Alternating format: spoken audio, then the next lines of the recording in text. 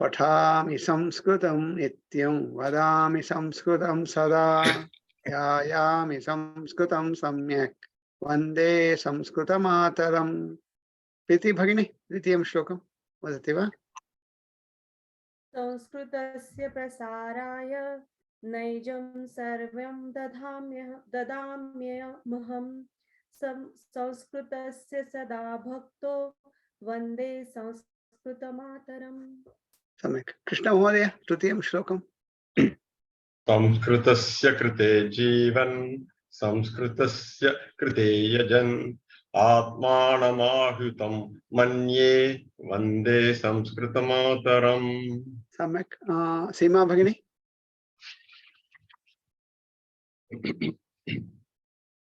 हिंदू धर्मं समाजं च पवित्रां संस्कृतं तथा संरक्षं ननु कुर्मायं विश्वं शान्ति समन्वितम्। ननु कुर्याम इति भवति। अस्तु तर्हि गीतं शृणुमः।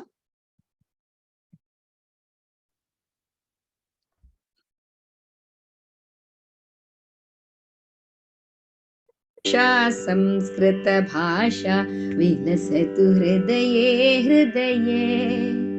भारत भूषा संस्कृत भाषा विलसतु हृदये हृदये।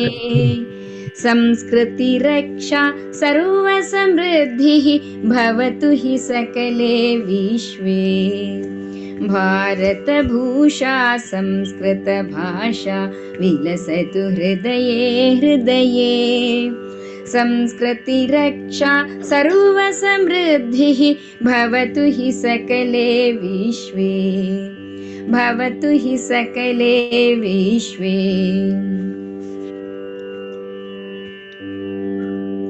श्रद्धा महती निष्ठा सुदृढ़ स्यानः कार्यरतानां।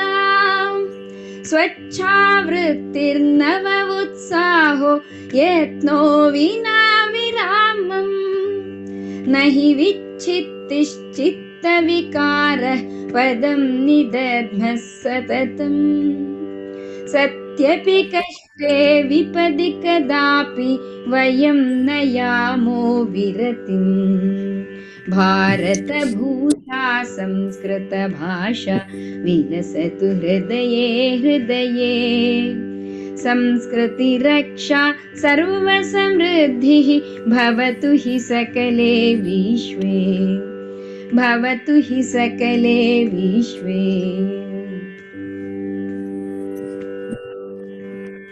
श्वासे श्वासे रोमसुधमनिषु संस्कृत वीणाक्वणनम्।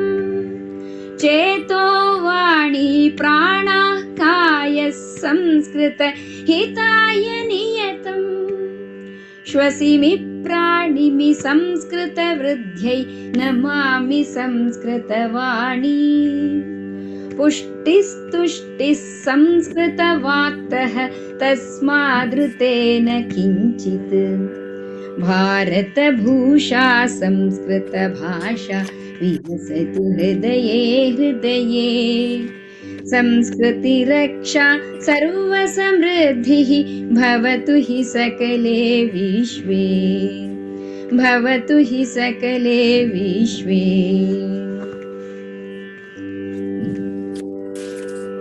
नाहं याचे हारं मानं न चापि गौरववृद्धिं। नो सत्कारं वित्तं पदवीं भौतिकलाभं कञ्चित्।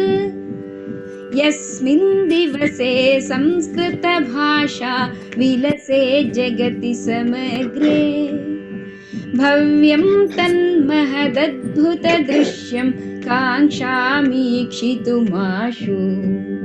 भारत भूषा संस्कृत भाषा विलसतु हृदये हृदये। संस्कृति रक्षा सर्व समृद्धिः भवतु हि सकले विश्वे। भवतु हि सकले विश्वे। भवतु हि सकले विश्वे।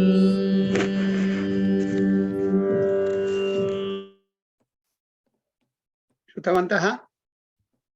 आम्। आम् महोदय। आं महोदय। वयं गतसप्ताहे तत्र गीतस्य यदा किं वदामि विश्लेषणं तत्र सामान्य अवगमनं कथम् इति वयं किञ्चित् कृतवन्तः। तत्र कां पङ्क्तिं वयं गतसप्ताहे परिशीलितवन्तः, स्मरन्ति वा? षड् पङ्क्ति महोदय। षष्ठं षड्। षष्ठीं पङ्क्तिं षष्ठी इति पङ्क्तिम्। अस्तु, तर्हि वयं सरामः। द्रष्टुं शक्नुवन्ति वा?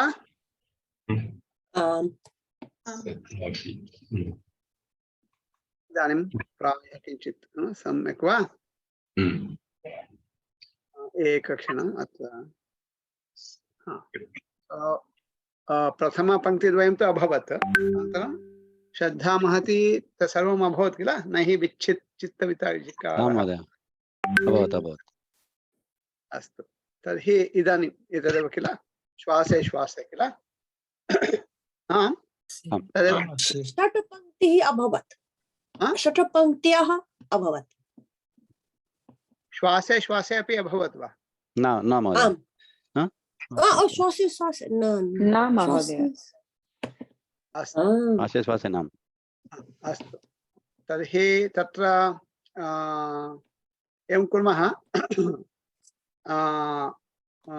महाबलमहोदय, भवान् पठति वा प्रथमं?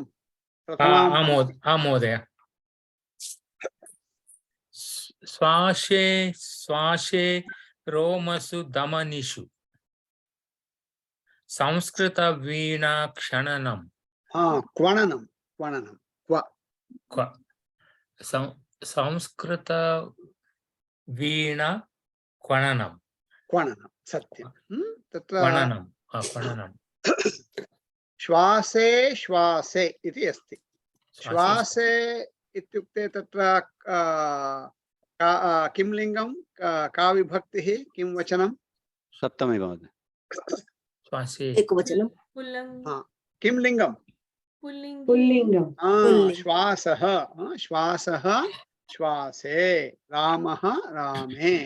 पुल्लिङ्गशब्दः श्वास इति, सप्तमी एकवचनं।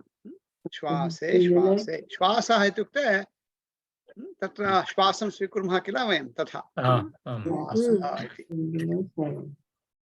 अनन्तरं रोमसु इति अस्ति। रोमसु, रोम रोम इति भवन्तः जानन्ति। रोमाञ्चनं भवन्तः श्रुतवन्तः किल? रोम रोम रोम रोमाञ्चनं रोम रोम अत्र रोमान्ति वदामः, यत् केशः इति वदामः, यत् अत्र भवति रोमः इति वदामः। देहस्य मुखेन अन्यत्र यत् भवति तद् रोम इति वदामः। रोम रोमसु इति भवति। तत्र नपुंसकलिङ्गशब्दः, नकारान्तः रोमन् रोमन् इति शब्दः। तत्र नकारान्तः नपुंसकलिङ्गः रोमन् शब्दः। रोम रोमणि रोमाणि इति भवति। तत्र सप्तमी बहुवचने रोमणि रोमणि इति तत्र किं भवति? सप्तमी एकवचने भवति। रोमसु इति बहुवचने भवति। यथा ब्रह्मणि अथवा भवति भवत्सु, ब्रह्मणि ब्रह्मसु तथा भवति। कर्मणि कर्मसु तथा। रोमसु, धमनिषु, धमनि वयं जानीमः अत्र रक्तधमनि धमनिषु, रक्तधमनि। सत्यं सत्यं सत्यं, धमनिषु धमनिषु, रोमसु धमनिषु। तत्र संस्कृतवीणा क्वणनं, कति पदानि? द्वितीय संस्कृतवीणा न कति पदानि कति पदानि पदानि त्रीणि पदानि त्रीणि पदानि कानि पदत्रयम् त्रीणि कानि पदानि पदत्रयम् पदद्वयान् पदद्वयम् अस्तु पदद्वयमिति एकः वदति पदत्रयमिति अपरः वदति पदद्वयं किं पदद्वयं महाबल संस्कृतवीणा हा क्वणनम् क्वणनम् अस्तु पदत्रयमिति ये उक्तवन्तः किमर्थं भवन्तः संस्कृत वीणा क्वणनम् क्वणनम् अस्ति हा संस्कृत वीणा क्वणनम् इति अस्तु एवं चिन्तयामः तत्र यदि पदत्रयमिति चिन्तयामः पदत्रयं भवतु पदद्वयं भवतु तर्हि महाबल भवान् वदतु पदद्वयमिति वयं स्वीकुर्मः तथैव गोविन्दकामत् भवान् अपि चिन्तयतु अनन्तरं वदतु संस्कृतवीणा क्वणनं तत्र पदद्वयमिति भवान् वदति महाबल संस्कृतवीणा इति एकं पदं क्वणनमिति द्वितीयं पदमिति सो तत्र क्वणनं तु सुलभं क्वणनमिति तत्र किं लिङ्गं नपुंसकलिङ्गम् अस्तु का विभक्तिः प्रथमविभक्ति द्वितीयविभक्ति प्रथमा विभक्तिः अस्तु प्रथमा विभक्तिः इति केचन वदन्ति द्वितीया विभक्तिः इति अन्ये केचन वदन्ति अस्तु किं वचनं वचनं किं लिङ्गं द्विवचनं द्विवचनं अस्तु महाबलः वदति द्विवचनम् अस्तु गोविन्दकामत् किं वदति एकवचनमिति वदति सो अन्य कोऽपि वदति वा एकवचनं इति के वदन्ति अस्तु 1 2 3 4 अस्तु क्वणनमिति एकवचनमिति अनेके केचन वदन्ति कति जनाः द्विवचनमिति वदन्ति क्वणनम् इति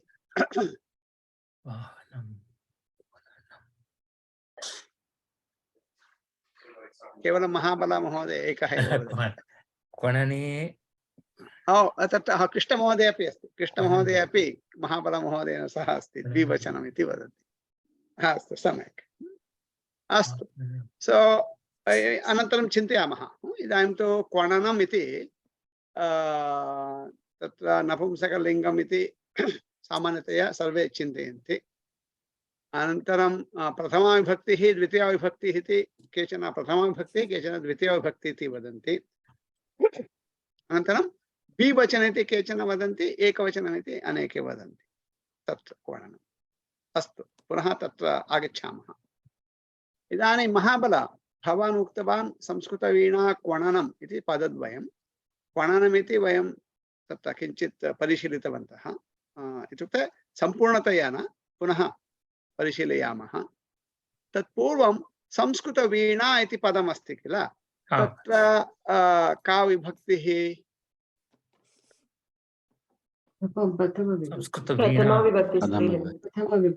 प्रथमं किं लिङ्गं तत्र किं लिङ्गं स्त्रीलिङ्ग संस्कृतवीणा संस्कृतवीणा इति स्त्रीलिङ्गपदं स्त्रीलिङ्गम् अस्तु का विभक्तिः प्रथमा विभक्तिः अनन्तरं किं वचनम् एकवचनं महाबल एकवचनं वा द्विवचनं एकवचनं संस्कृतवीणा संस्कृत अस्तु अस्तु सो इदानीं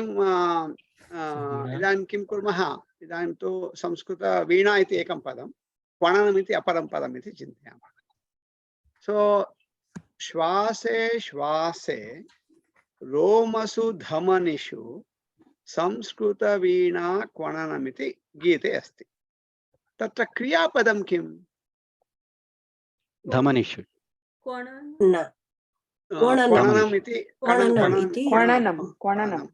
दमनिषु इति उदय महोदय वदति अन्य कोऽपि तथा चिन्तयति वा दमनिषु उदय महोदय किं भवान् विड्रा करोति वा महोदय न धमनिषु इति क्रियापदं नास्ति अस्तु इति भवान् एव वदति अस्तु धमनिषु नास्ति क्वणनमिति क्रियापदं क्वणनमिति क्रियापदमिति कति जनाः चिन्तयन्ति अस्तु ये क्वणनं क्रियापदमिति एवम् उक्तवन्तः किल। भवत्सु कति जनाः पूर्वम् अहं यदा पृष्टवान् क्वणनम् इति किं लिङ्गं का विभक्तिः, विभक्तिविषये भवन्तः किम् उक्तवन्तः? क्रियापदं भवति चेत् कथं विभक्तिः? तत्र क्रियापदं विभक्तिः तत्र नास्ति किल। विभक्ति क्रियापदम् इत्युक्ते पुरुषः इति भवति। गच्छति गच्छामि तथा भवति। विभक्तिः इत्युक्ते भिन्नं। विभक्तिः नास्ति। केचन उक्तवन्तः किल क्वणनमिति। क्वणनमिति केचन उक्त अहं पृष्टवान् का विभक्तिः इति। केचन उक्तवन्तः प्रथमा विभक्तिः, केचन उक्तवन्तः द्वितीया विभक्तिः इति। इदानीं पुनः पृच्छामि, क्वणनमिति क्रियापदं वा अथवा न वा? क्रियापदं। तर्हि तत्र विभक्तिः इति नास्ति तत्र इति वदन्ति। अस्तु, क्वणनम् इति क्रियापदं। क्वणनमिति यदि क्रियापदं भवति तर्हि उदाहरणं गच्छति इति क्रियापदं, सः गच्छति, तथा तत्र क्वणनमिति क्रियापदमिति वदन्ति किल। वाक्यं कुर्वन्तु तथा। यथा गच्छति इति क्रियापदम्, अहं वदामि रामः गच्छति, तथा क्वणनमिति क्रियापदमिति भवन्तः वदन्ति। कुर्वन्तु एकं वाक्यं।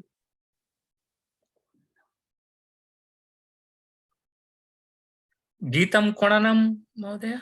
गीतं क्वणनं, गीतं क्वणनम् इत्युक्ते क्वणनम् इत्युक्ते किम्? संस्कृतवीणा। क्वणनमिति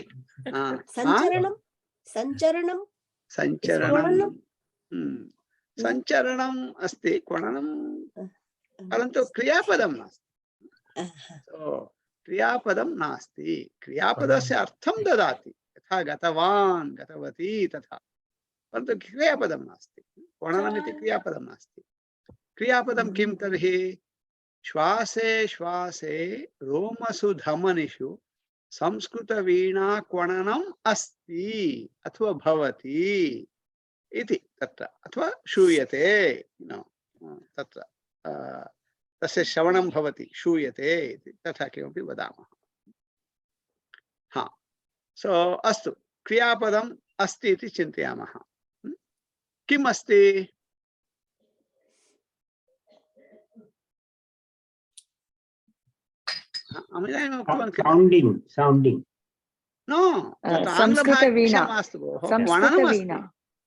संस्कृतवीणा अस्ति वा क्वणनम् अस्ति वा? संस्कृतवीणा क्वणनम्। एकक्षणम्। इदानीं तु भवन्तः किम् उक्तवन्तः? पदद्वयमिति उक्तवन्तः। यदि पदद्वयमिति वदन्ति एकमेव पदं स्वीकरणीयं किल प्रथमं। सो क्वणनम् अस्ति इति चिन्तनीयम्। अवगच्छन्ति वा? यत् वदामि। उदाहरणं, बालकः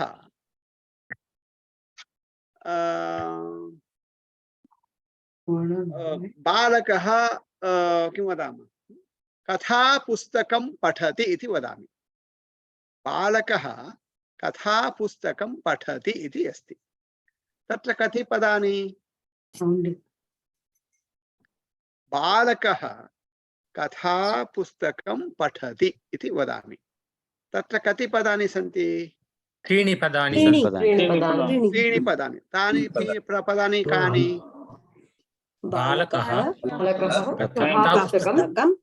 कथापुस्तकं द्वितीय कथापुस्तकम् इति एकमेव पदं वा अथवा पदद्वयम्?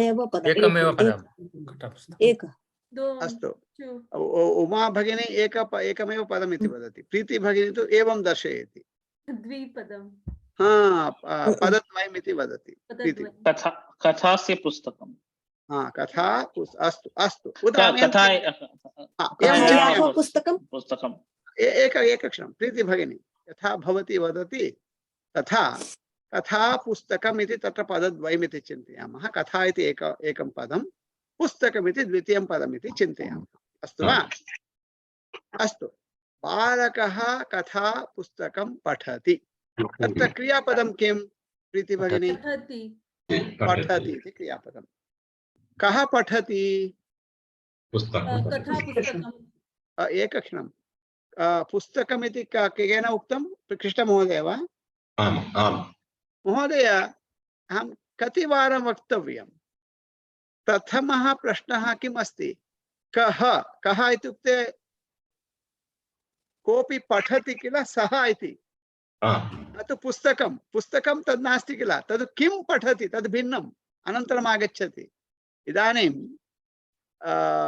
तत्र भवतः कति बालाः कृष्णमहोदय? भवतः बालाः कति? एकः बालः वा बालकः वा? एकः बालकः। तस्य वयः किम् इदानीं? बालकस्य वयः किम्? एज् भवतः?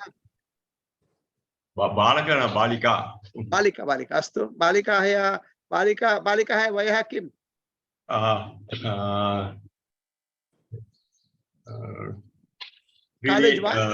कालेज् वा अथवा कार्यं करोति वा? नवत्रीणि। ओ अस्तु अस्तु। इत्युक्ते ज्येष्ठा इत्युक्ते सा तु कनिष्ठा इत्युक्ते बालिका लघुबालिका नास्ति, सा तु प्रवृद्धा। अस्तु। यदा यदा सा बालिका आसीत्, लघ्वी बालिका आसीत्, यदा शालां गच्छति स्म, उदाहरणं तत्र सा गृहमागच्छति, किञ्चित् रोदनं करोति, तदा भवान् पृच्छति किम् अभवत्? ओ ताडितवान्, कोऽपि ताडितवान्। कः ताडितवान्? कः ताडितवान् इत्युक्ते किं? कोऽपि बालकः ताडितवान् अथवा तर्जितवान् इति किल। तत्र प्रथमं कः इति प्रश्नः। सो बालकः कथा पुस्तकं पठति। कः पठति? बालकः पठति, पुस्तकं न पठति। अवगच्छति वा? प्रथमं कः इति। कः इत्युक्ते बालकः, बालिका, रामः, सीता, भवान्, भवती, सः, एषः, तथा। अवगतम्? प्रथमं तद्। अनन्तरं बालकः पठति। बालकः किं पठति प्रीति भगिनी? कथापुस्तकं पठति। भवती किम् उक्तवती? पदद्वयमिति उक्तवती। पुस्तकं पठति। पठति। इदानीं बालकः पुस्तकं पठति। बालकः कथा, इदानीं पुस्तकं तु अस्ति, पुस्तकं पठति। तत्र पुस्तकमिति किं लिङ्गं? नपुंसकलिङ्गम्। अस्तु। का विभक्तिः? द्वितीया। द्वितीया। उत्तमं। किं वचनम्? एकवचनम्। अस्तु। इदानीं कथा इति अस्ति तत्र। सो तत्र किं लिङ्गं? स्त्रीलिङ्गं। स्त्रीलिङ्गं। का विभक्तिः? प्रथमा। प्रथमा। अस्तु। प्रथमा विभक्तिः भवति चेत् तत्र किं भवति? गच्छति वा? तत्र न गच्छति। तदर्थमेव न गच्छति चेत् पृथक् पदं नास्ति। तद् पुस्तकमस्ति किल, तेन सह मिलित्वा भवति एकमेव पदं। कथा पुस्तकम् इति एकमेव पदं। यदि तत्र कथायाः पुस्तकम् इति भवति तर्हि भिन्नं पदं, परन्तु अत्र कथायाः इति नास्ति किल, कथा इति अस्ति। सो तदर्थमेव कथा पुस्तकम् इति एकमेव पदं। तथैव संस्कृतवीणा क्वणनं, यदि क्वणनं वयं चिन्तयामः तत्र तु नपुंसकलिङ्गपदं, संस्कृतवीणा इति किञ्चित् भिन्नं भवति। तदर्थम् एकमेव पदं भवति। बल अवगतम्? आमो संस्कृतवीणा क्वणनं। संस्कृतवीणा क्वणनम् इति एकमेव पदम्। अवगच्छति वा? सो तत्र कदाचित् एवम् अस्माकं भ्रमः भवति, एकं पदं वा पदद्वयं वा पदत्रयं वा इति। तदा किं करणीयम्? एवं पदस्य लिङ्गं, विभक्तिः, वचनं किम् इति चिन्तनीयम्। यदि तद् तत्र किं वदामः, तस्य यदि वाक्ये तद् भवितुं तथा भवितुं न अर्हति तर्हि वयं किं चिन्तयामः तद् पदं पृथक् पदं नास्ति अन्येन पदेन सह भूत्वा तत्र एकमेव पदं भवति तत्र अवगतं समस्तपदम् इति वदामः संस्कृतवीणाक्वणनम् इति एकमेव पदं तत्र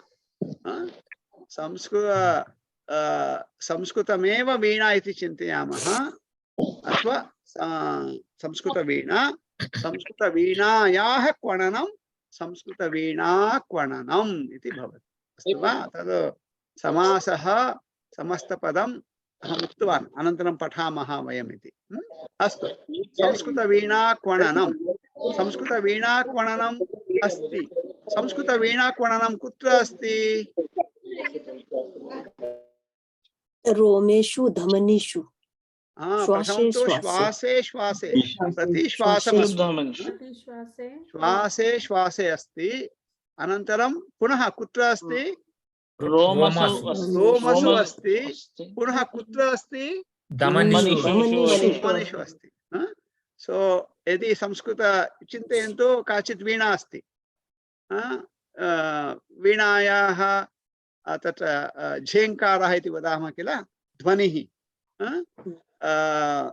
तथा संस्कृतस्य ध्वनिः भवति इति चिन्तयामः तद् सा ध्वनिः सः शब्दः संस्कृतस्य अथवा क्वणनं वीणा क्वणनम् इव तद् कुत्र अस्ति प्रतिश्वासं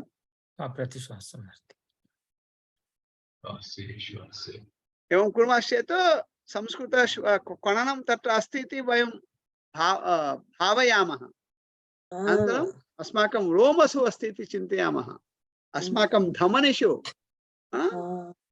वयं तु भारतीयाः संस्कृतम् अस्माकं देहे शरीरे अस्ति रक्ते अस्ति इति चिन्तयामः अस्तु वा श्वासे श्वासे रोमसु धमनिषु संस्कृतवीणा क्वणनम् अस्ति इति चिन्तयामः अवगतवन्तः वा अस्तु अनन्तरं तत्र अनन्तर तत्र भवति एवं कुर्मः तत्र महोदय तत्र राजीव महोदय भवान् पठति वा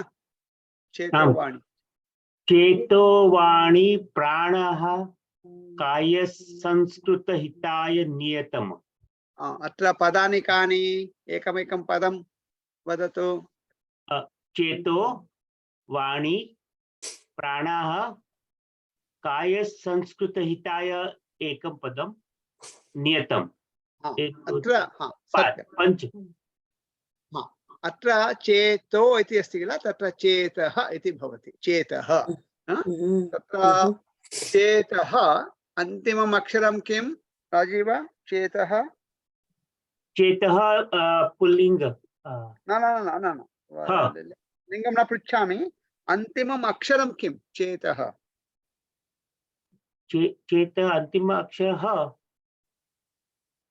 तत्र विसर्गः किल विसर्गः वाणी इति अनन्तरं पदं तत्र वाणी इत्यत्र प्रथमम् अक्षरं किं वकारः यदा विसर्गः अस्ति विसर्गस्य अनन्तरं तत्र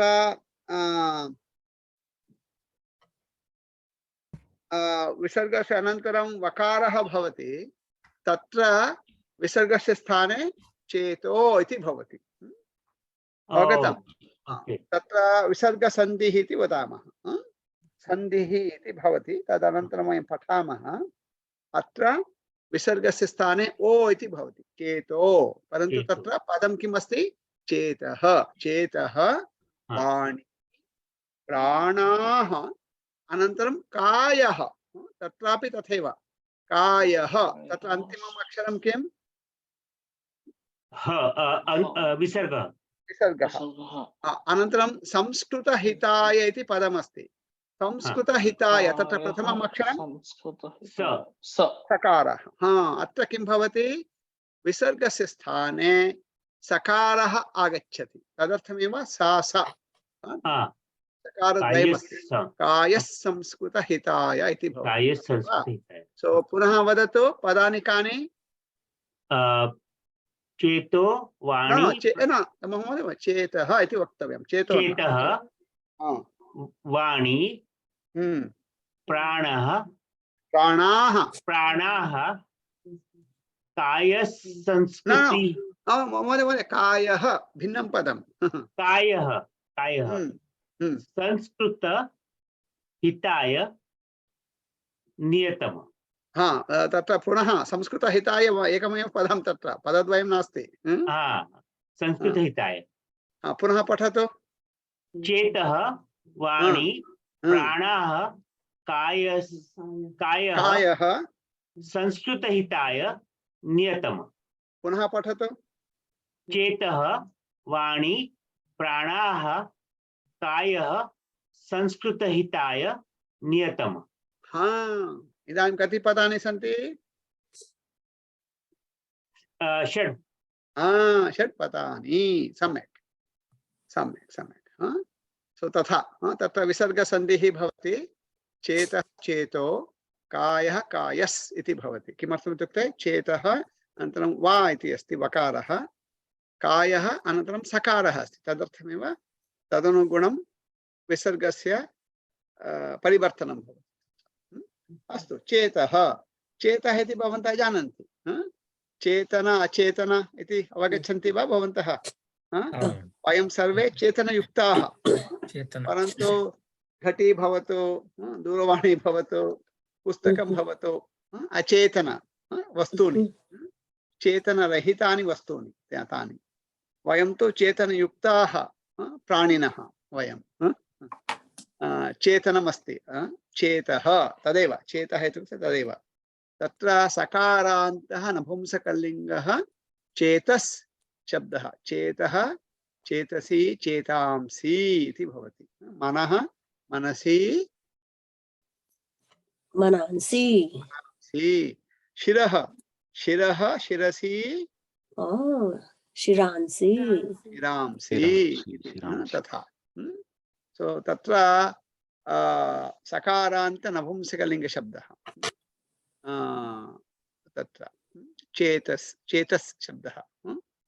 चेतः चेतसि चेतांसि इति भवति। चेतः इत्युक्ते तादृश तत्र चैतन्यम् इति चिन्तयामः।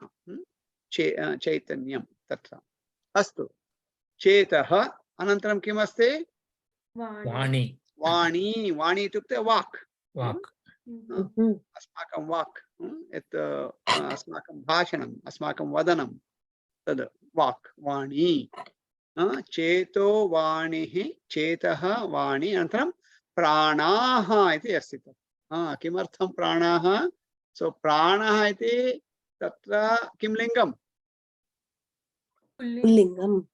रामः इव अकारान्तः पुल्लिङ्गः प्राणशब्दः, परन्तु एकवचने न भवति, द्विवचने न भवति, सर्वदा बहुवचने भवति।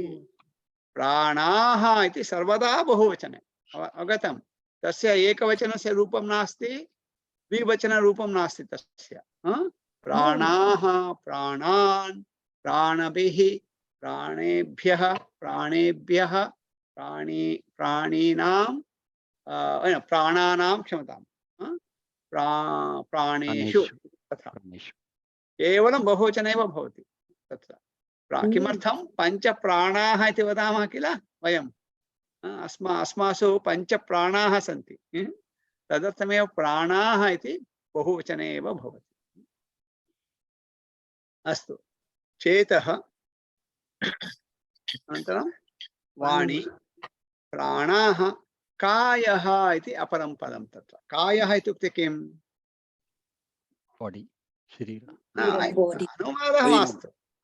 शरीरं। शरीरम् इति किं लिङ्गं? नपुंसकलिङ्गं। कायः इति किं लिङ्गं? पुल्लिङ्गं। रामः इव। सो कायः इति शरीरम् इति इतोपि एकं पदमस्ति तत् किम्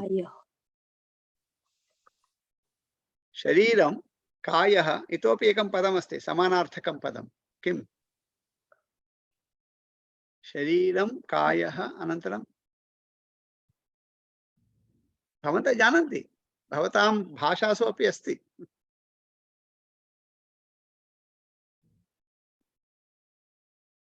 देहः देहः सत्यं शरीरं कायः देहः इति देहः इति किं लिङ्गं पुल्लिङ्गं पुल्लिङ्गं कायः इव अकारान्त पुल्लिङ्गशब्दः देहः इति तदर्थमेव देही इति वदामः देही इत्युक्ते आत्मा अस्ति किल यस्य देहः अस्ति सः भवति देही इति वयं सर्वे देहिनः अहं देही भवान् देही देही इत्युक्ते ददातु तद्भिन्नं तत्र अत्र तु देही दीर्घः भिक्षां देहि महोदय तद्भिन्नं न तद्भिन्नं तदेव उक्तवान् तद्भिन्नं तद् ददाति तत्र भिन्नं तद्भिन्नं तत्र तु ह्रस्व इकारः देहि इति अत्र देही इति भवति देहिन् शब्दः तत्र देहः इति अकारान्त यदा शरीरमिति अर्थः देहः इति तत्र तु अकारान्त पुल्लिङ्गः रामशब्दवत् देहः देहौ देहाः इति भवति परन्तु देही इति वदामः तत्र तु नकारान्तः पुल्लिङ्गः देहिन् शब्दः देही देहिनौ देहिनः तथा अवगतम् तद्भिन्नम् अस्तु देहः इति भवति अस्तु पुनः चेतः वाणी प्राणाः कायः एतत् सर्वं किमर्थं संस्कृतहिताय किमर्थं भवतु संस्कृतहिताय तदपि संस्कृतहिताय किं नियतं नियतं नाम तत्र यतः नियतं नाम नियततया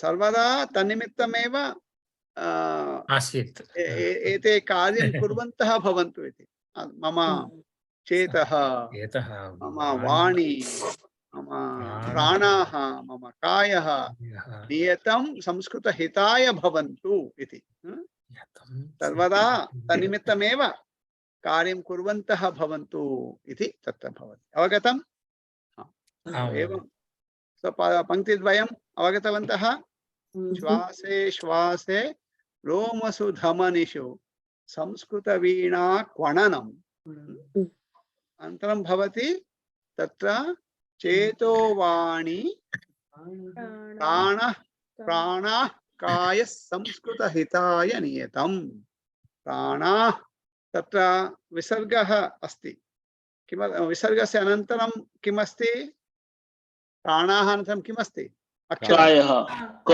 ककारः यदा विसर्गः भवति अनन्तरं क अथवा ख इति भवति तत्र विसर्गस्य उच्चारणं करणीयं प्राणः कायः संस्कृतहिताय इति तत्र विसर्गस्य उच्चारणं न त्यक्तव्यं करणीयं तत् चेतो वाणी प्राणः कायः संस्कृतहिताय प्राणः प्राणः काय तत्र ककारः आगच्छति किल तदर्थं महोदय प्राण आत्मा विसर्ग भवन्तु किं किं प्राणः श्वास आत्मा प्राणाः after ha pranaha atma if the atma is the word can be say ha also pranaha no तद् भिन्नं तद् भिन्नं तत्र तु अक्षरं भिन्नं किल अत्र तु ककारः तदर्थमेव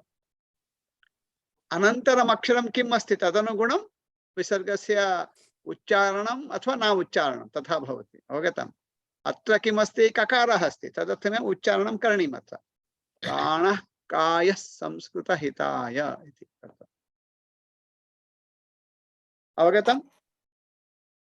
प्रश्नः अस्ति वा उदय महोदय? न महोदय। तत्र अक्षरं किं तदनुगुणं भवति। उदाहरणं चेतः, तत्र विसर्गः अस्ति परन्तु अनन्तरम् अक्षरं किम् अस्ति, पकारः अस्ति, तदर्थमेव चेतो इति भवति। तत् यदि तत्र वाणी इति नास्ति, क्वणनम् इति अस्ति चिन्तयामः, तत्र किं वदामः, चेतः क्वणनम् इति वक्तव्यम्। अवगतम्? किम् अक्षरं तदनुगुणं विसर्गे परिवर्तनं भवति अथवा न भवति तथा। अस्तु, तर्हि वयम् अत्र किञ्चित् परिशीलयामः। गृहपाठः कः प्रेषितवान्, गृहपाठः कः इति? अहं महोदय, उदय, अहं प्रेषितवान् गतसप्ताहे। अस्तु, वदति वा? प्रथमपाठं महोदय, भारतभूषा गीतस्य प्रथमतः 6 पङ्क्तिः वाक्येषु लिखन्तु।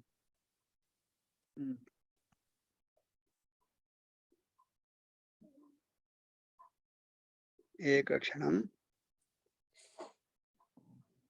हाँ, कृतवन्तः वा? आम् महोदय। सर्वे कृतवन्तः वा न कृतवन्तः? अथवा किं करणीयं न जानामि इति कस्यापि अस्ति वा तथा? न महोदय, अद्य करिष्यामि। अस्तु, प्रीति भगिनी? अहं न करोमि। न कृतवती? अस्तु, न कृतवती। परन्तु करोति वा? आम्। अस्तु, दीप्ति भगिनी, भवती अन्यत् किमपि वक्तुम् इष्टवती किम्? न महोदय, अहम् अभ्यासदर्शिनी पाठ्यं कैचअप् करोमि। अन्य होम्वर्क् अथवा इदानीं करोमि। अस्तु, सम्यक् सम्यक्। सो तत्र मुख्यतया अत्र किम् अस्ति, अस्माकं गीतमस्ति, भारतभूषा गीतं। गीतं पठन्तु, अनन्तरं गीतस्य प्रतिपङ्क्ति तत्र स्वीकृत्य प्रथमं तु यथा गीते अस्ति तथा पङ्क्तिं लिखन्तु, तस्य अधः तामेव पङ्क्तिं वाक्यरूपेण लिखन्तु, तावदेव। भारतभूषा संस्कृतभाषा किमस्ति अनन्तरं विलसतु हृदये हृदये इति गीते अस्ति। यदि वाक्यशः लिखामः किं भवति? भारतभूषा संस्कृतभाषा हृदये विलसतु, तावदेव। तामेव पङ्क्तिं वाक्यशः लिखामः, येन क्रियापदम् अन्ते भवति, तथा तावदेव। संस्कृतभाषा भारतभूषा संस्कृतभाषा हृदये विलसतु इति। अथवा अद्य वयं पठितवन्तः संस्कृतवीणा क्वणनं श्वासे श्वासे भवतु, संस्कृतवीणा क्वणनं रोमसु भवतु, संस्कृतवीणा क्वणनं धमनिषु भवतु, तथा। यत्र यत्र एवं भिन्नानि वाक्यानि लेखितुं शक्नुमः, भिन्नानि वाक्यानि लिखामः एवं। यत्र एकमेव वाक्यं, उदाहरणं प्रथमा पङ्क्तिः भारतभूषा संस्कृतभाषा हृदये विलसतु, तत्र एकमेव वाक्यं, तत्र द्वितीयं वाक्यं तत्र न अपेक्षितं। परन्तु अत्र श्वासे श्वासे रोमसु धमनिषु संस्कृतवीणा क्वणनम्, अत्र तु भिन्नानि वाक्यानि भवितुम् अर्हन्ति। किमर्थं? संस्कृतक्वणनं कुत्र भवतु? संस्कृतवीणा क्वणनं तद् प्रथमवाक्यं। पुनः संस्कृतवीणा क्वणनं कुत्र भवतु? रोमेषु। वाक्यं रोमेषु भवतु। पुनः संस्कृतवीणाक्वणनं कुत्र भवतु? धमनीषु भवतु। धमनीषु सो तथैव अनन्तरपङ्क्ति किमस्ति तत्र चेतो वाणी प्राणः कायः संस्कृतहिताय नियतम् इति अस्ति। सो तत्रापि वयं लेखितुं शक्नुमः अस्माकं चेतः नियतं संस्कृतहिताय भवतु। अस्माकं वाणी नियतं संस्कृतहिताय भवतु। अस्माकं प्राणाः नियतं संस्कृतहिताय भवतु। अनन्तरं किमस्ति? कायः नियतं हिताय हिताय भवतु। अवगतं? तथा वाक्यानि लिखन्तु। अस्तु वा? अस्तु। उदय महोदय, अनन्तर अभ्यासः अंशः कः? अस्माकं वर्गस्य अन्येन जनाः सह दूरवाण्याः सम्भाषणं कुर्वन्तु। कृतवन्तः वा? महोदय। उत्तमं। सम्भाषणं करणीयम्। अहं कदाचित् सूचयामि एतैः सह सम्भाषणं कुर्वन्तु इति। यदि अहं सूचयामि न सूचयामि भवन्तः तु कुर्वन्तु केनचित्। अस्तु वा? सम्भाषणं तु करणीयम्। अस्तु, सम्यक्। किमर्थमित्युक्ते भवतां कृते अभ्यासः नास्ति सम्भाषणस्य। सत्यम्, अत्र राजीव महोदय अस्ति, सीमा भगिनी एकस्मिन् गृहे एव भवतः। तत्र किञ्चित् परस्परं सम्भाषणं प्रायः भवति कदाचित्। अनन्तरं दीप्ति भगिनी, अनन्तरं कुमार महोदयः पतिपत्नी, अनन्तरं कदाचित् सम्भाषणं दूरवाण्या अथवा अन्यमार्गेण कुरुतः कदाचित् भवेत्। परन्तु अन्येषां कृते सः अपि अवसरः नास्ति किल। सो तदर्थमेव भवन्तः किं कुर्वन्तु, वर्गे अन्ये जनाः सन्ति किल, तेन सह सम्भाषणं कुर्वन्तु। राजीव सीमा महोदय जनद्वयमपि परस्परं न परस्परं गृहे कुर्वन्तु भवन्तः संस्कृतेन, परन्तु अभ्यासार्थम् अन्येन जनेन सह। राजीव महोदय उदाहरणं कृष्णमहोदयेन सह सम्भाषणं करोतु, सीमा भगिनी प्रीति भगिन्याः सह सम्भाषणं करोतु, तथा। अस्तु, सम्यक्। अनन्तर अंशः 13 पाठं पठनीयं सर्वेषां। पठन्तु इति। तत्पूर्वं प्रथम 12 पाठान् समापयन्तु इति अस्ति। 1 to 12 सर्वे caught up अधुना, अथवा इतोपि पृष्ठतः स्मः वा?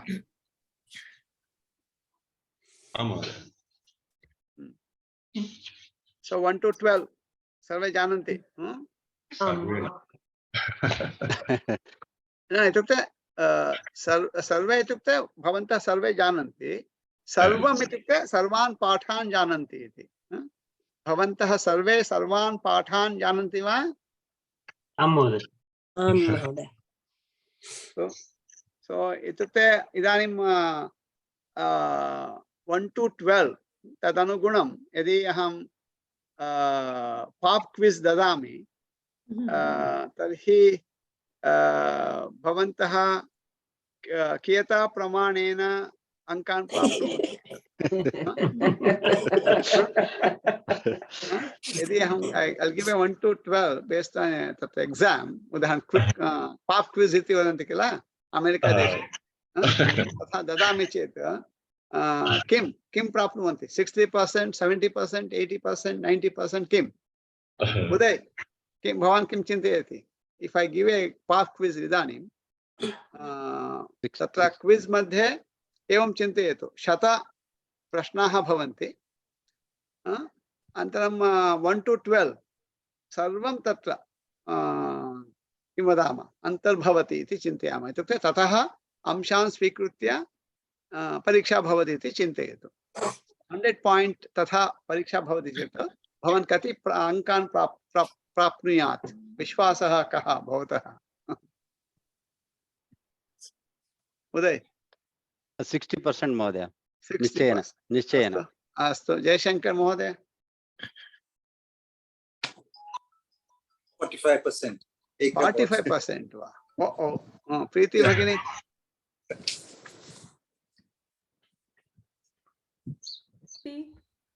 50 अस्तु। गोविंद कामत् प्रश्नाः कठिनं कथं कठिनम् अस्ति न तद् मा चिन्तयतु। तत्र अतिकठिनमपि नास्ति अति सुलभमपि नास्ति, सामान्यम् इति चिन्तयतु। 80%। 80% अस्तु। महाबल pass mark महोदय पास मार्क 40%. 40% पास मार्क नास्ति अमेरिकादेशे। अमेरिकादेशे 60 अस्ति। राजीव महोदय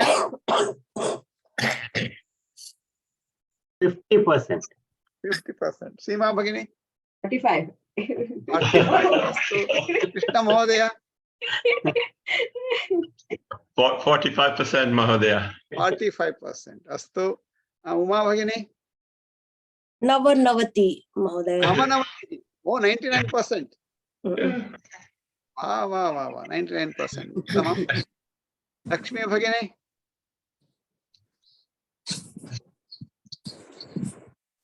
महोदय यदि ओपन बुक अस्ति तर्हि 100%।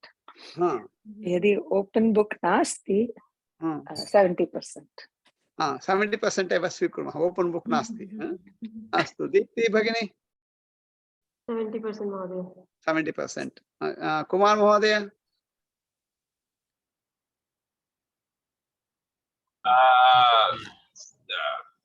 60 around 60-65 महोदय।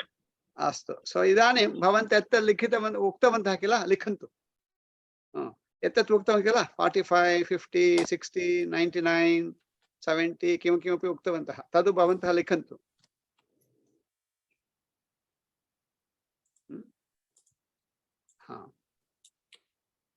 किमर्थं गोविन्दः लिखन्तु इति उक्तवान्, अनन्तरं सूचयामि। लिखन्तु प्रथमम्। अस्तु। सो कृपया 1 to 13 कुर्वन्तु। अस्तु वा?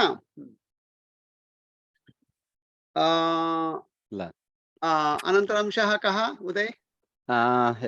मम एक प्रत्येक होमवर्क रामरक्षस्तोत्रस्य संस्कृतभारती मध्ये लिंक अहं प्रेषितवान् महोदय। प्राप्तवान् भवान्। तो सम्यक् तत् भवान् अभ्यासं करोतु। रामो राजमणिः सदा विजयते यथा सम्यक् वदेत् तथा। अग्रिमसप्ताहे भवान् तं श्लोकमत्र वाचयति। भवान् तत् करोतु। अनन्तरं गृहपाठः रामः सीता जानकी च जानकी वाहन एतानि नामानि शब्दरूपाणि स्मरणं कृतवन्तु। तत् पूर्वम् एतत् अस्ति किल त्रयोदशपाठः। तत्र भवान् एकम् अंशं तत्र एकम् अंशं अंशद्वयम् आसीत्। भवान् तद् एकेन अंशेन एव सूचितवान्। प्रथम अंशः अस्ति प्रथम 12 पाठान् यदि न पठितवन्तः तर्हि पुनरभ्यासं कुर्वन्तु इति। 1 to 12 अप टू स्पीड आगच्छन्तु इति। द्वितीय अंशः 13 पाठं पठन्तु इति। तो 13 पाठं पठितवन्तः? आम् अथवा न? आम् महोदय। आम् अस्तु। तो अनन्तरम् अहं उदय महोदय भवान् किं करोतु? भवान् प्रायः कृतवान् स्यात्। अहं किं करोमि, यः जनाः गृहपाठः कः इति प्रेषयति किल, तान् अंशान् स्वीकृत्य यूट्यूब मध्ये अहं योजयामि किल, भवतां रेकॉर्डिंग क्लास रेकॉर्डिंग तत्र डिस्क्रिप्शन मध्ये योजयामि गृहपाठः कः इति, केन प्रेषितं तदपि सूचयामि तत्र। सो भवन्तः किं कुर्वन्तु, यः जनः प्रेषयति, उदाहरणम् उदय महोदयः गतसप्ताहस्य अंशान् प्रेषितवान्। उदय महोदय किं कुर्यात्, सः अत्र लिखितवान् अस्ति किल वाट्सएप मध्ये, किं लिखितवान्, अनन्तरं गोविन्दः किं लिखितवान्, तत्र तोलनं कुर्वन्तु। तत्र भवन्तः अवगच्छन्ति कुत्र दोषः, कुत्र भाषा दोषः, कुत्र मुद्रण दोषः इति।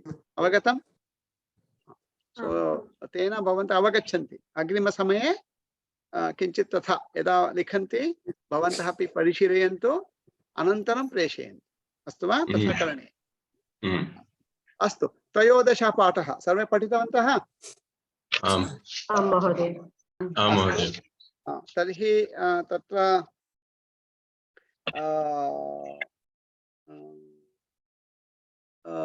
कः कुमार महोदय भवान् पठतु पेज नंबर तत्र 370 त्रयोदश पाठः विशेषः इति अस्ति किल अधः तत् पठतु सः इति महोदय अहं वाहनं चालयामि ओ अस्तु दीप्ति भगिनी भवती पठितुं शक्नोति वा आं महोदय सः सः इति पदं यत्र प्रयुज्यते तत्र तृतीया विभक्तिः भवति उदाहरणम् अहं मित्रेण सह आपणं गच्छामि पुत्री जनन्या सह गच्छति सो तत्र सः इति यत्र पदं भवति तत् पदं यत्र भवति तत्र तृतीया विभक्तिः भवति इत्युक्ते उदाहरणं बालकः अस्ति माता जननी अस्ति जननी गच्छति जनन्या सह बालकः अपि गच्छति सो तत्र जनन्या इति तृतीया विभक्तिः जनन्या सह इति तर्हि महाबल भवान् पठति वा शुद्धम् अशुद्धं किम् अशुद्धं तेन सह मया सह शुद्धं शुद्धं किल तेन सह शुद्धं तेन सह अशुद्धं तस्य सह अस्तु शुद्धं मया सह अशुद्धं मम सह शुद्धं जनन्या सह अशुद्धं जनन्याः सह शुद्धं रमेशा सह अशुद्धं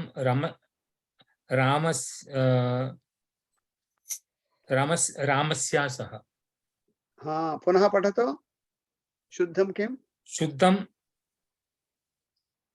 रामेण सह अशुद्धं अशुद्धं रामस्य सह तत्र वयं किं कुर्मः कदाचित् तत्र तृतीया विभक्ति रूपम् अपेक्षितं परन्तु वयं षष्ठी विभक्ति रूपं योजयामः मया सह न मम सह इति वदामः तत्र दोषः हाँ इदानीम् अत्र नामानि सन्ति नामानि अहं वदामि भवन्तः वदन्तु तृतीया विभक्ति रूपं किम् इति अस्तु वा उदयः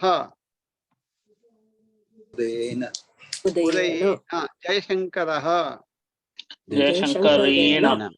जयशंकरेण प्रीतिः प्रीत्याः न उमा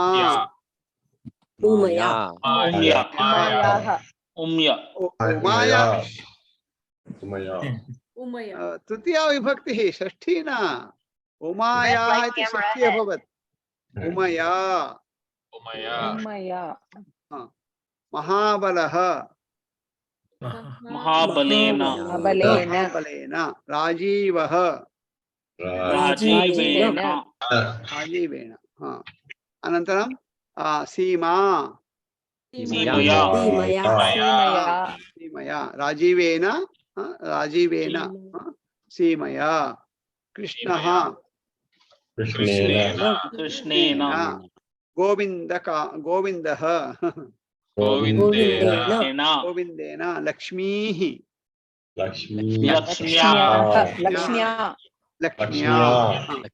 लक्ष्म्याः न लक्ष्म्या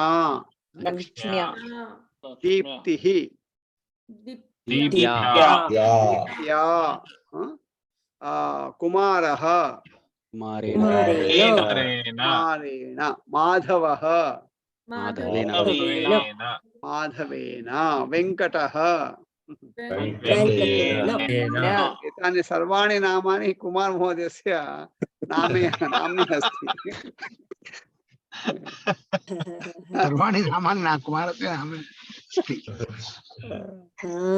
अस्तु सो अनन्तरं प्रीति भगिनी भवती पठति वा? चतुस्सप्ततिः विना पेज 74 विना विना इति शब्दस्य योगे अपि तृतीया विभक्ति भवति। अत्र द्वितीयां पंचमीं वापि प्रयोक्तुं शक्नुमः। उदाहरण तेन विना तं, विना तस्मात्, विना एषः न गच्छति। तत्र कथं पठनीयं? तेन विना, तं विना, तस्मात् विना, तथा पठनीयं। पुनः पठतु। तेन विना, तं विना, तस्मात् विना, एषः न गच्छति। जलेन विना, जलं विना, जलात् विना, मीनः न जीवति। सो यथा सः इति पदं तथा विना इति पदं यत्र भवति तत्रापि तृतीया विभक्तिः भवति। न केवलं तृतीया विभक्तिः, अत्र विशेषः कः इत्युक्ते विना इति पदं भवति चेत् तेन सह तत्र यत्र तद्भवति विना इति पदं तत्र न केवलं तृतीया विभक्त्यन्तरूपं परन्तु द्वितीया विभक्त्यन्तरूपमपि भवितुम् अर्हति अथवा पञ्चम्यन्त रूपमपि भवितुम् अर्हन्ति। द्वितीया, तृतीया अथवा पञ्चमी त्रयमपि शुद्धं, परन्तु सः भवति चेत् तत्र केवलं तृतीया एव। अस्तु वा? महोदय अर्थ समानं वा? समानः अर्थः। सो विना भवति चेत् 2, 3, 5, सः भवति चेत् केवलं 3 तथा अवगच्छन्तु। अस्तु वा? सः भवति चेत् तृतीया विभक्ति एव, परन्तु विभक्तिः एव, परन्तु विना भवति चेत् द्वितीया विभक्तिः, तृतीया विभक्तिः अथवा पंचमी विभक्तिः। परन्तु पुनः परन्तु वयं तु यदा संभाषणं कुर्मः अथवा लिखामः केवलं तृतीया विना स्थाने अपि तृतीयाम् एव वयं प्रयोगं कुर्मः। अस्तु वा? द्वितीयायाः प्रयोगं पञ्चम्याः प्रयोगं न कुर्मः। किमर्थम् इत्युक्ते प्रथमं सम्यक् रीत्या अभ्यासः भवतु, अनन्तरं वयं यथा योग्यं द्वितीया विभक्ति रूपं भवतु, तृतीया भवतु, पञ्चमी भवतु, परन्तु यावत् पर्यन्तम् अस्माकं संभाषण सामर्थ्यम् अथवा संस्कृत ज्ञानं तावत् न भवति तावत् पर्यन्तं केवलम् एकमेव आप्शन् स्वीकुर्मः। यद् आप्शन् सुलभम् अस्ति, आप्शन् किम् आप्शन् सुलभम् अस्ति? तृतीया। किमर्थं? सः इति तत्र तृतीया भवति, वयं जानीमः तृतीया विभक्तिं, तदर्थं तृतीया विभक्ति। अवगतम्? मम लाजिक् अवगच्छन्ति वा? आं महोदय। आं महोदय। इदानीं तत्र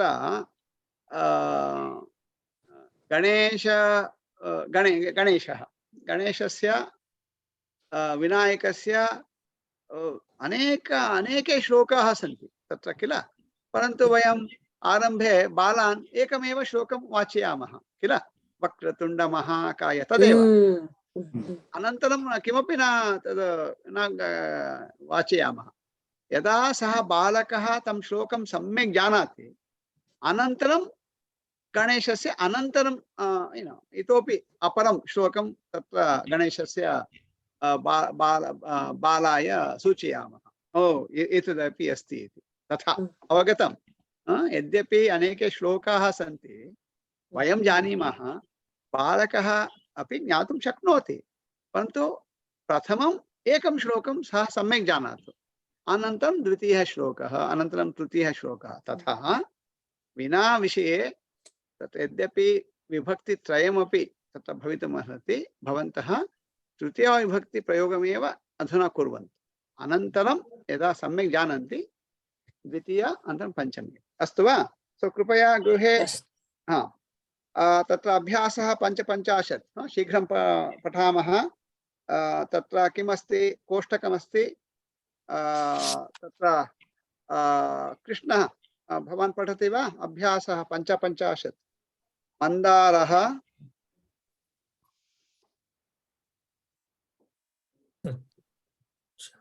कृष्ण अनम्यूट।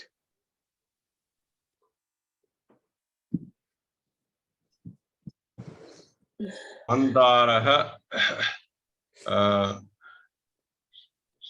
सञ्चारशीलः सः कदाचित् अन्येन सह गच्छति पुनः कदाचित् अन्येन विना गच्छति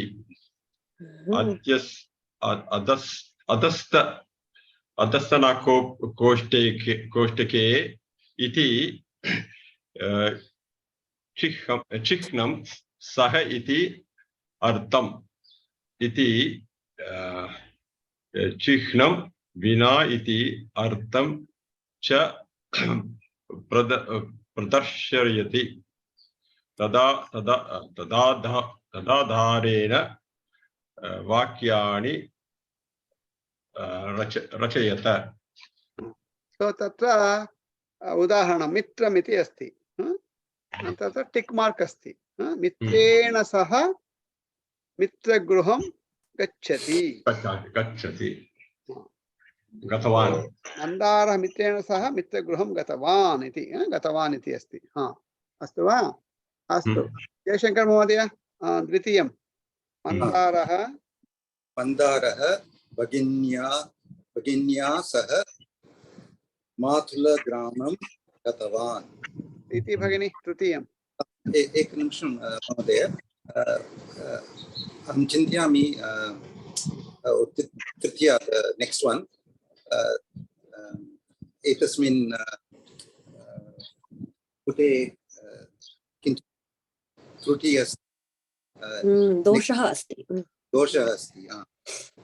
मन्दारः अनुजया विना, किन्तु आन्सर् मध्ये अनुजेन किं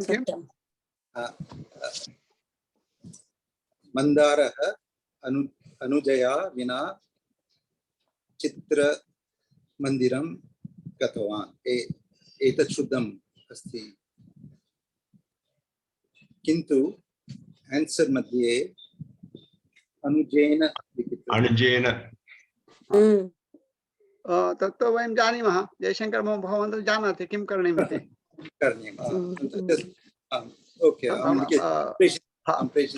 भवानेव अस्माकं प्रतिनिधिः अस्ति।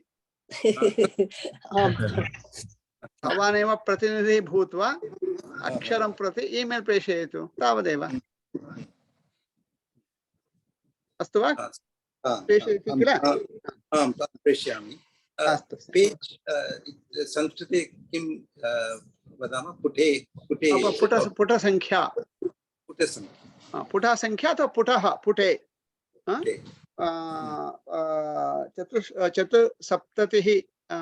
चतुस्सप्ततितमे पुटे इति। अस्तु वा? उत्तमं। प्रीति भगिनी भवती कृतवती किल तत्र?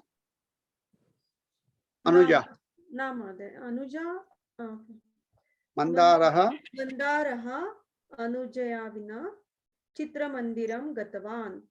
अस्तु, अनुजया विना। उमा भगिनी। मन्दारः पत्न्या विना कार्यालयं गतवान्। अस्तु, महाबल। मन्दारः कार्यालयं गतवान्। पंचमं वाक्यं।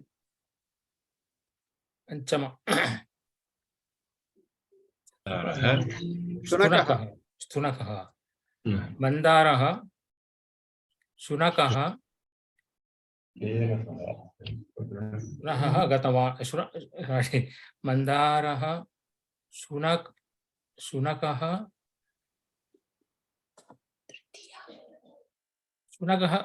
गतवान्। महोदय महाबल महोदय एकक्षणं। भवान् एकक्षणं तत्र भवान् प्रथमम् उदाहरणं पश्यतु। प्रथम उदाहरणं मन्दारः किमस्ति? मन्दारः मित्रेण सह मित्रगृहं गतवान्।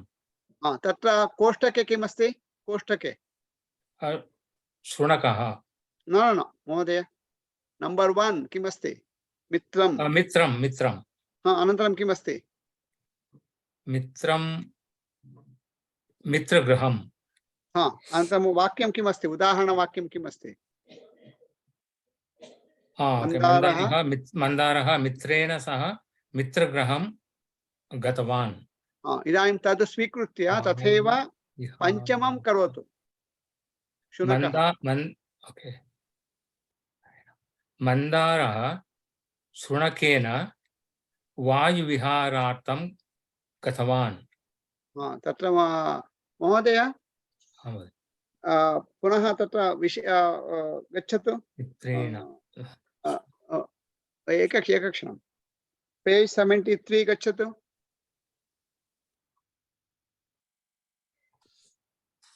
विशेषः किमस्ति पठतु। 73 पेज् 73। महोदय तत्र विशेषः इति अस्ति किल, तस्य अधः किमस्ति पठतु।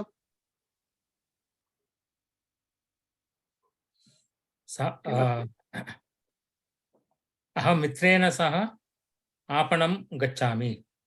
न तत्पूर्वं किमस्ति? सः इति पदं यत्र प्रयुज्यते तत्र तृतीयविभक्तिः भवति। उदाहरणम् अहं मित्रेण सह आपणं गच्छामि। अस्तु, इदानीं पुनः अत्र आगच्छतु। इदानीं शुनकः करोतु। मन्दारः शुनकेन सह वायुविहारार्थं गतवान्। शुनकेन सह इति अवगतम्? सो प्रथमं भवान् शुनकः इति उक्तवान्। शुनकः न, शुनकेन सह वायुविहारार्थं गतवान्। धन्यवादः। सः अपि तत्र योजनीयं। यदि सः इति न योजयति किं भवति जानाति वा? भवान् विष्णुं जानाति वा? भगवान् विष्णुं, भगवन्तं विष्णुं जानाति? विष्णोः वाहनं किं? गरुडः। गरुडः।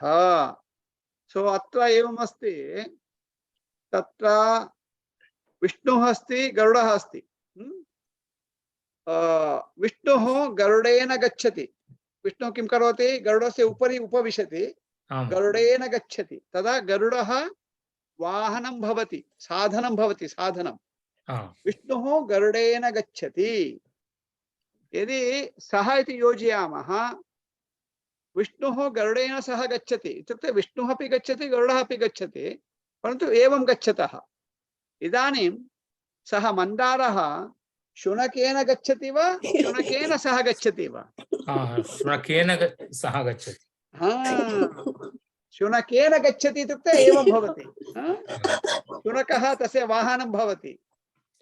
शुनकेन सह गच्छति इत्युक्ते शुनकं सः चलनार्थं नयति इत्यर्थः। सः इति आवश्यकं। सः इति आवश्यकं। धन्यवादः। राजीव महोदय, षष्ठं।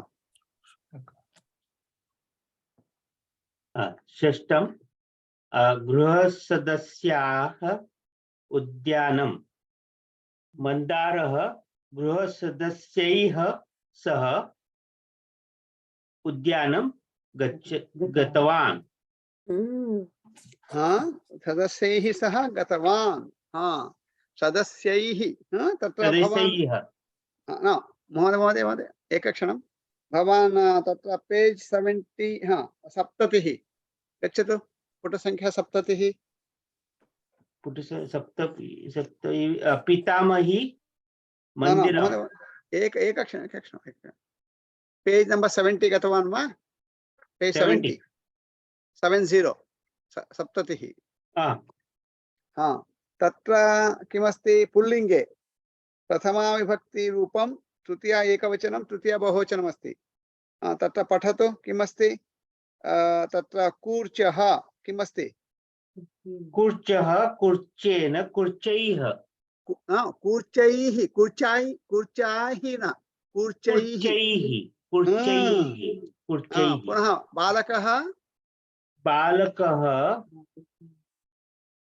बालकेन बालकैः पुनः गृहसदस्यः गृहसदस्यैः सदस्यैः सदस्यैः मन्दारः गृहसदस्यैः सः गृहसदस्यैः सह उद्यानं गतवान् सदस्यैः सह सदस्यैः सीमा भगिनी सप्तमी पितामही मंदिरम मंदारः पितामह्याः सह मंदिरं गतवान् पितामह्या मह्याः सह मंदिरं गतवान् कृष्ण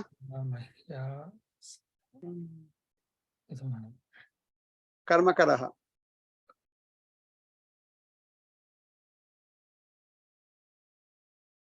अनम्यूट कृष्ण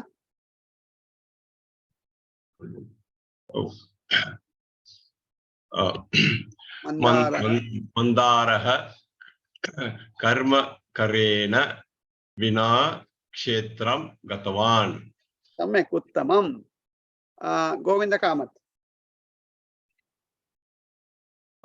मन्दारः करदीपेन विना रक्षणार्थं गतवान् सम्यक् लक्ष्मी भगिनी उपनेत्रम् मन्दारः उपनेत्रेण विना पुस्तकं न पठितुं शक्यते न किं पठति तत्र पुस्तकं नास्ति वा भवत्याः समीपे पुस्तकं नास्ति ओ अस्तु ग्रन्थालयः इति अस्ति सॉरी उपनेत्रं ग्रन्थालयः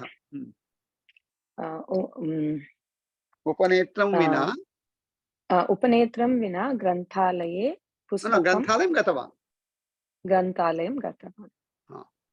उपयोगः नास्ति गतवान् उदाहरणं ममापि एवमेव मम उपनेत्रं भवति चेत् द्रष्टुमेव न शक्नोमि मीन्स् इत्युक्ते रीडिङ्ग् ग्लासेस् अस्ति परन्तु पठितुं न शक्नोमि अत्र किम् अस्ति इति न जानामि सो एतद् अपेक्षितं न चलति अस्तु सम्यक् दीप्ति भगिनी स्यूतः मन्दारः स्यूतेन विना आपणं गतवान् सो कुमार महोदय धनम् इति अस्ति विना इति प्रयोगः कुत्रापि न इति तत्र आवश्यकम्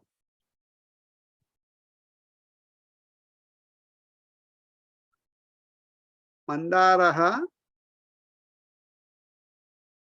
महोदय अहं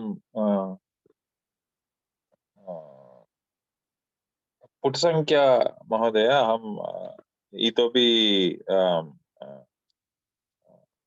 गृहम् आगतवान् तदर्थमेव भवान् अहं वदामि मन्दारः इति पुरुषः कश्चित् धनं विना इति तत्र प्रयोगः भवतु धनं विना अनन्तरं कुत्रापि न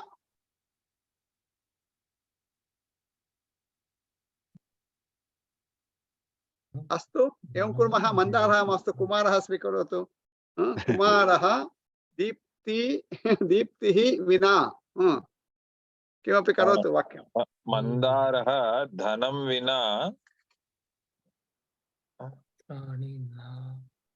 कुत्रापि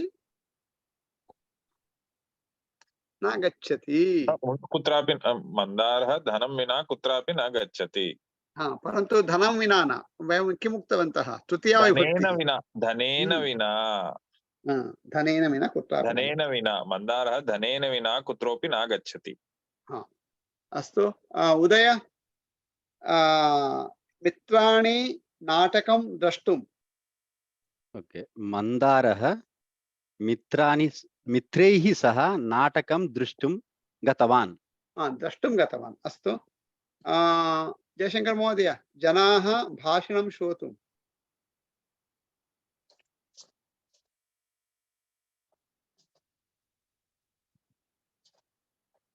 मन्दारः जनैः सह भाषणं श्रोतुं गतवान्। प्रीति भगिनी, स्नानवस्त्रं स्नानगृहम्।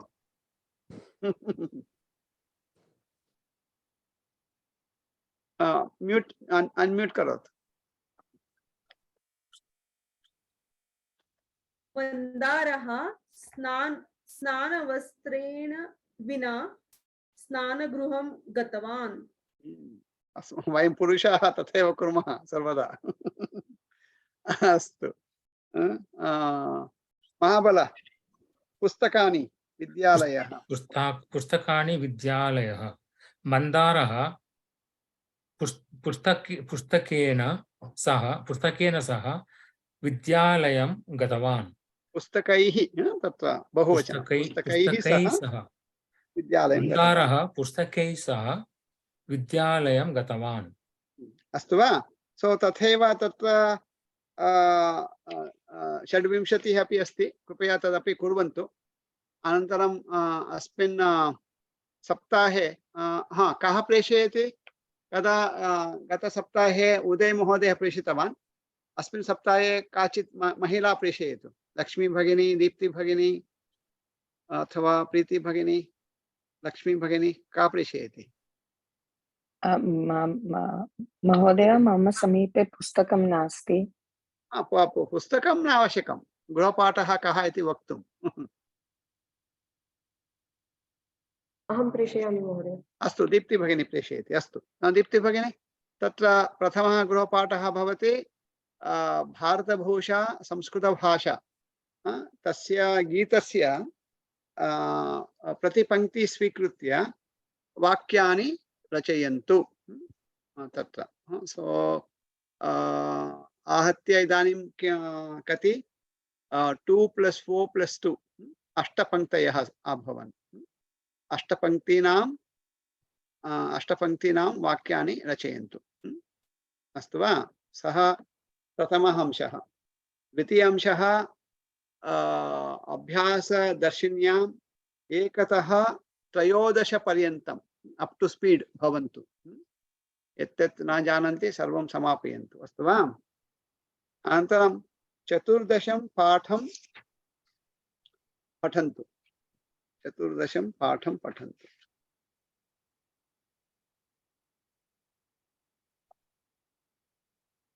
अनन्तरं अन्य अंशः, अन्येन जनेन सह सम्भाषणं करोतु दूरवाण्या। अन्येन छात्रेण सह दूरवाण्या सम्भाषणं करोतु।